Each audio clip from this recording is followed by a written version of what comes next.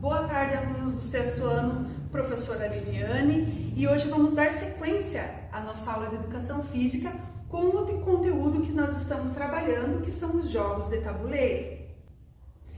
Hoje nós vamos estudar um jogo bastante popular, porque ele é conhecido por desenvolver o raciocínio lógico, a memória, a concentração. Quem sabe qual jogo eu estou falando? Muito bem! Estamos falando do xadrez e hoje a professora vai trabalhar com vocês primeiramente uma introdução sobre o tema. Vamos conhecer o tabuleiro de xadrez, as peças do jogo e as suas movimentações e capturas. Então, objetivos na nossa aula de hoje: aprender sobre a origem do xadrez, conhecer os benefícios que essa prática nos proporciona, conhecer o tabuleiro de xadrez, identificar as peças do jogo, suas movimentações e capturas e, ao final da aula, realizar uma atividade prática bem legal, para ver se vocês aprenderam o nosso conteúdo. Primeiramente, o que nós sabemos sobre o xadrez? Vamos conversar um pouquinho sobre isso?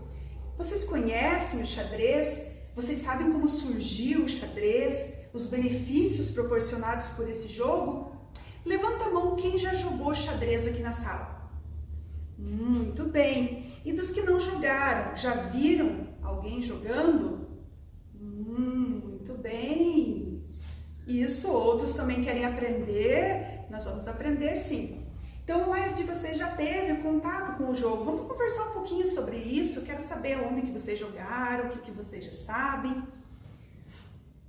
Bem, gente, agora que a gente já conversou um pouquinho, já sei o que vocês têm de conhecimento sobre o nosso jogo, vamos ver os benefícios do xadrez. Tá? Então, o xadrez, o que ele desenvolve? Concentração, coordenação motora, sociabilidade, poder de decisão, criatividade, autoestima, pensamento lógico, capacidade de análise, autonomia, atenção, memória. Vocês conheciam esses benefícios? Tem algum outro benefício que vocês conheçam e que a professora de repente não colocou aqui na ilustração? Que vocês gostariam de compartilhar? Muito bem. Então, o conceito do xadrez. O xadrez, ele é um jogo de tabuleiro disputado entre dois jogadores. E o objetivo é capturar o rei do adversário através do xeque-mate. E para isso, o jogador ele também vai contar com outras peças no jogo, que nós vamos ver a seguir. Origem do xadrez. Então, não se sabe ao certo a origem do xadrez. O que se sabe mesmo é que ele teve origem no século V, VI, lá na Índia. Tá? E ele se chamava chaturanga. Vejam só, nome diferente, né? E a professora trouxe aqui para vocês o tabuleiro da chaturanga e as peças também para a gente comparar com o tabuleiro do nosso xadrez de hoje em dia. E o que vocês me dizem, comparando aqui o tabuleiro da chaturanga com o nosso tabuleiro de xadrez? Quais as semelhanças e quais as diferenças que vocês percebem? Isso, então, os dois têm as casinhas, né, quadradinhas. Isso, ele é diferente porque na chaturanga é uma cor só, as casas. Isso mesmo, e a disposição, né, dos jogadores, muito bem lembrado. E as pecinhas aqui? O que vocês me dizem? O que tem na chaturanga que não tem no xadrez? Ah, tem o cavalo, muito bem. É uma torre, isso aqui também é torre, tem. E o que não tem? Vamos ver se vocês são observadores. Muito bem, o elefante, né? Engraçado, o elefante, então, ele não faz parte do nosso xadrez. E essa peça aqui também. Então, o desafio do jogo de xadrez está nas estratégias e táticas que são criadas para vencer o adversário.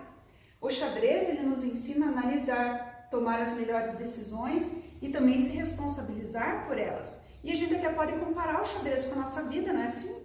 A gente não tem que tomar algumas decisões e é importante a gente pensar, analisar bem, né, com paciência e ver o que é a melhor saída, né, a melhor estratégia. Então, tomar a decisão e arcar com as responsabilidades. Então, nessa parte, o xadrez, ele dá para dizer que ele se compara bastante com a nossa vida. Vamos conhecer então o tabuleiro do xadrez, que é o lugar onde tudo acontece.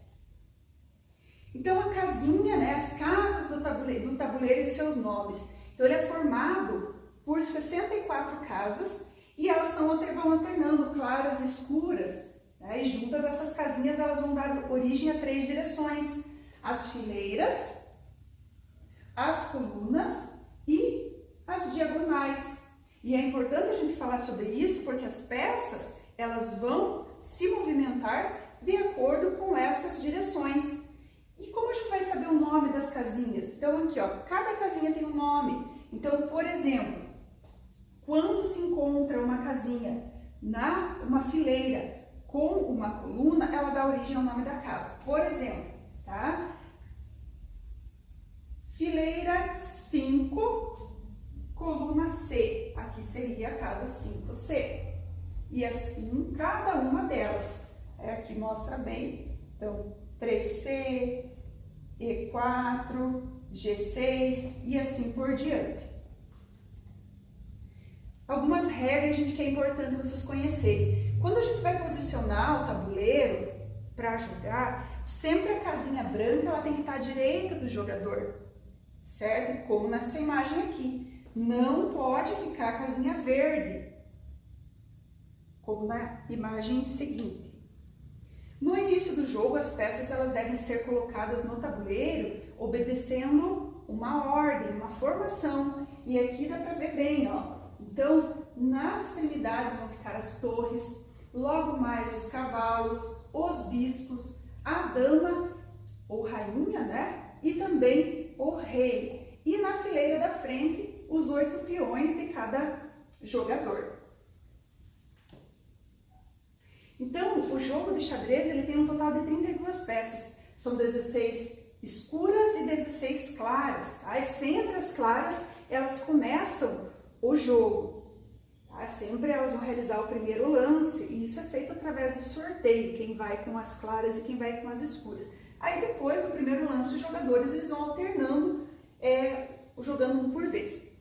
Toda vez que uma peça realiza uma captura, ela deve ocupar a casa em que estava a peça capturada por ela. Vejam bem, por exemplo, digamos que o meu bispo está aqui e o peão do adversário aqui. O bispo capturou o peão, ele vai ficar no lugar que estava o peão do adversário. E assim cada uma das outras peças. Aqui nós vemos uma tabela com as peças, né, a quantia de peças para cada jogador. Então aqui, ó, um rei, cada jogador vai ter um rei, uma dama ou rainha, 2 torres, 2 bispos, 2 cavalos e 8 peões. E aqui a gente vê o símbolo de cada uma dessas peças. Vamos conhecer as peças agora do xadrez e suas movimentações? A primeira peça que a gente vai conversar é a torre. Então a torre ela vai ocupar os cantos do tabuleiro e a movimentação delas é feita sempre em linha reta, tá? Nas fileiras e nas colunas, para frente, para trás e para os lados. O bispo, por sua vez, vai se movimentar pelas diagonais, diferente da torre, né? Então, pelas diagonais, para frente e para trás. Né? Um bispo vai cuidar das casas brancas e o outro das casas escuras. Os cavalos, gente, eles têm uma movimentação bem peculiar. Porque ele é a única peça no jogo que pode saltar sobre as suas peças e as peças do adversário. Só que eles têm que obedecer a seguinte regra: sempre 3 casinhas por vez, formando a letra L. Por exemplo, então tá aqui o meu cavalo e o peão do adversário tá aqui. Então eu vou sair com ele e vou contar 1, 2 e 3. Capturei o peão do adversário. Então, ela andou 3 casinhas e formou a letra L. A rainha ou dama, ela é a peça mais poderosa do jogo, porque ela pode se movimentar para qualquer direção, fileiras, colunas, diagonais. Então, ela anda quantas casinhas ela quiser, só que ela não é a mais importante do jogo. Sabe por quê? Quem sabe? Muito bem, porque se ela for capturada, o jogo ele continua, mesmo sem a rainha, o jogo não termina. O rei, já o rei é diferente, ele é a peça mais importante do jogo, porque se ele for capturado, independente de quantas pecinhas você tiver, o jogo acaba ali mesmo, tá? E ele se movimenta apenas uma casinha por vez para qualquer uma das direções. O peão, então, gente, o peão tem algumas coisas que vocês precisam conhecer e saber. Então, eles se movimentam sempre para frente, uma casinha por vez, e ela é a única peça que não volta para trás, sempre para frente. E a captura dela, das peças, sempre são na diagonal. Então, se o meu peão está aqui, o peão do adversário está aqui, eu não posso capturar ele. Eu só vou capturar se ele estiver na diagonal, certo? É importante vocês saberem. Outra coisa, na primeira vez que eles vão sair dos seus lugares, o jogador ele pode escolher se ele quer andar uma ou duas casinhas por vez.